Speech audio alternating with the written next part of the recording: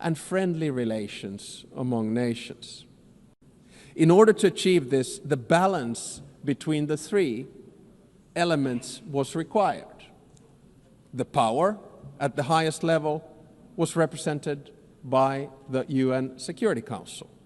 The interests of the wider membership were reconciled here in the General Assembly, and the values were enshrined in the Charter and consolidated as rules of international law.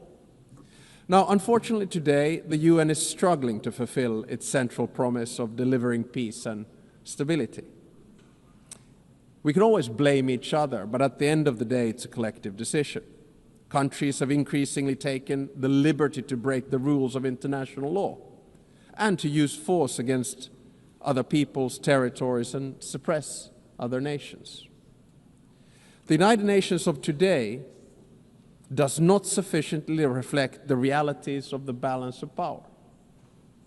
All too often it fails to serve as a forum for the coordination of interests, and the values at its core are too often not respected in good faith.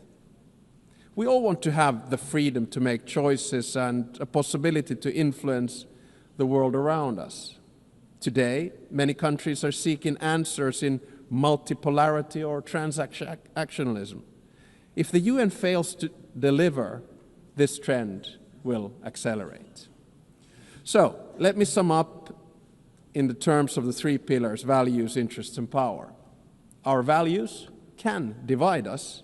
Fundamentally, however, they should unite us around the basic principles of humanity, the rule of law, and the prohibition of aggression. Our interests differ, and it's only right that we promote them. However, our choices have consequences. Opportunism will eventually be forced to confront the problems it tried to ignore. Power will constantly seek a new balance. We must adapt to change. Nevertheless, we should not allow the rise of hard power to blind us. The power of legitimacy, integrity, and rules will remain strong. So let me get to my second part, from the situation to possible solutions or things that we could do together. Never before in history has humankind had such means of innovations at its disposal to solve the world's most pressing problems. However, the current direction is wrong in so many ways. There are more wars than at any time since World War II. The world is becoming increasingly divided.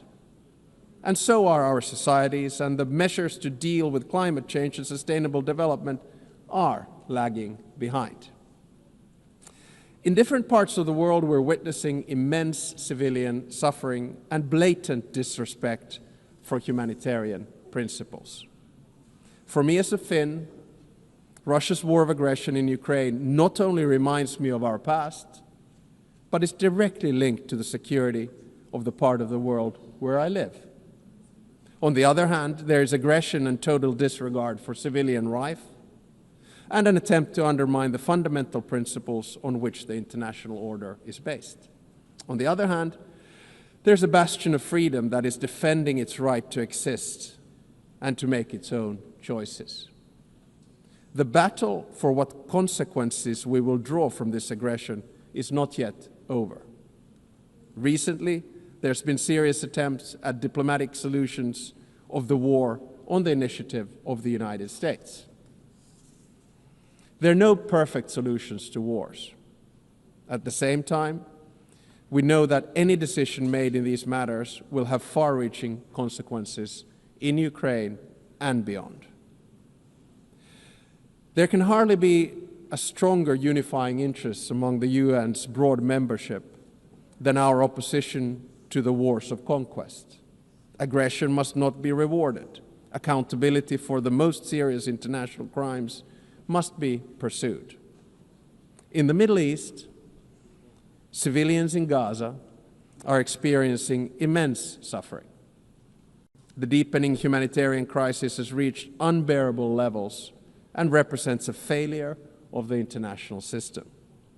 At the same time, Hamas continues to hold the hostages it has taken, and many have already lost their lives. An immediate ceasefire is needed in Gaza. That has been reiterated from this podium many times today and yesterday. Humanitarian aid must be granted safe and unhindered access. The hostages must be released.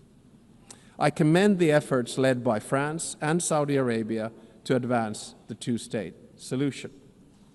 The negotiations must meet the Israeli and Palestinian security needs and Palestinian right to self-determination, its legitimate aspiration for statehood and sovereignty.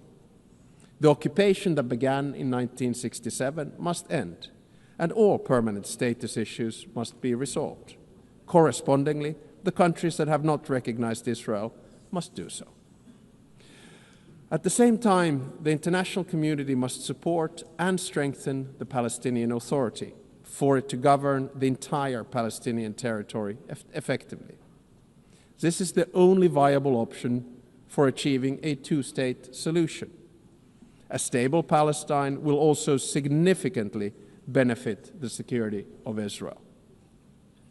In many parts of the world, conflicts are raging, causing immense suffering locally, instability regionally, and reverberations globally.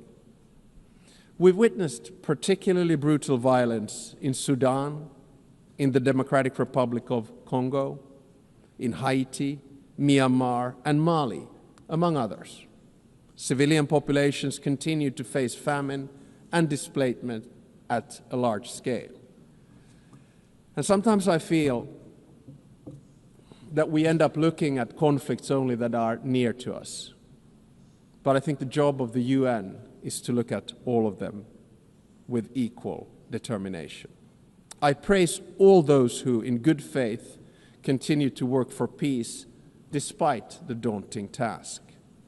In June, a peace agreement was reached for the conflict in the Eastern Democratic Republic of Congo. The true test, like with all peace agreements, lies in its implementation. Does it stick?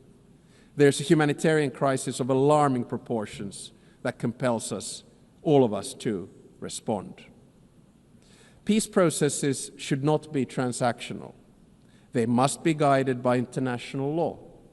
All countries and stakeholders in the region must be engaged and committed to achieve sustainable peace. The presence and involvement of the UN is essential. I would also like to stress the crucial work carried out by journalists amid conflicts and in other difficult circumstances. Attacks on members of the media are unacceptable. Media freedom is the basis for democracy. It is a prerequisite for an open society. The ability of the press to carry out its work is important for all of us. Ladies and gentlemen, the composition of the UN still largely reflects the world of 1945. As the world has changed drastically, so should the decision-making at the UN.